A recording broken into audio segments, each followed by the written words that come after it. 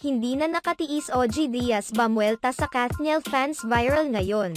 Hanggang ngayon ay binabatikos pa rin ang showbiz insider at talent manager na si OG Diaz ng mga fans ng Kathniel dahil sa umano'y pagpapakalat nito ng fake news hinggil sa hiwalayan ng celebrity couple. Sa nagdaang episode ng Showbiz Update ni OG Diaz, naisiwalat niya ang nakarating sa kanyang balita hinggil sa umano'y hiwalayan ng longtime celebrity couple. Ipinahayag naman ni OG Diaz na hindi pa naman kumpirmado ang balitang ito kaya naman hinihiling niya na sana ay magbigay na ng pahayag ang Kathniel ukol rito. Hiniling din ng talent manager na sana ay hindi ito totoo. Napakalinaw naman ang pagkasabi ni OG Diaz na hindi ito kumpirmado, gayunpaman, binabatikos pa rin ng mga Kathniel fans si OG Diaz.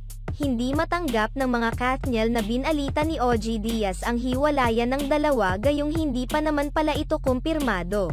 Sa kabila ng natatanggap na pambabatikos ni OG Diaz, tila hindi naman naapektuhan ang career nito dahil marami pa rin ang nagtitiwala sa kanya.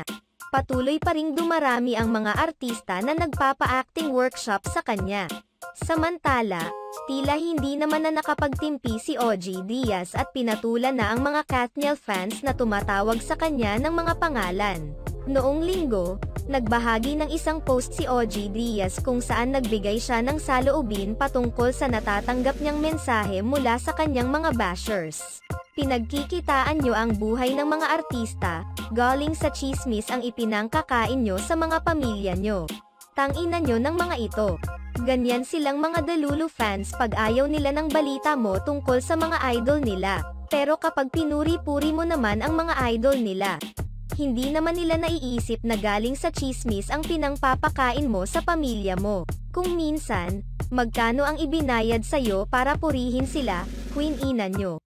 Saan pa namin ilalagay ang mga sarili namin dahil hindi namin kayo may spelling? Dagdag pa ni OG Diaz. Oo nga naman.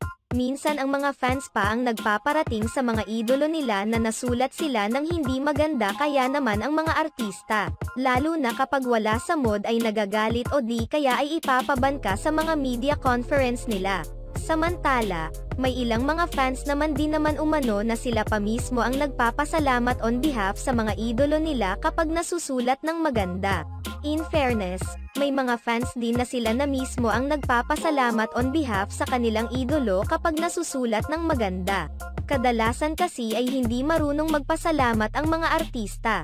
Ipinahayag din ni OG Diaz na hindi perpekto ang mga artistang hinahangaan ng mga fans. Bakit anong akala nyo sa mga idol nyo?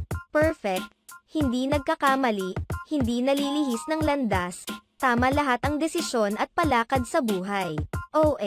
Bakit hindi nyo ikampanya, para tuluyan ng maging santo?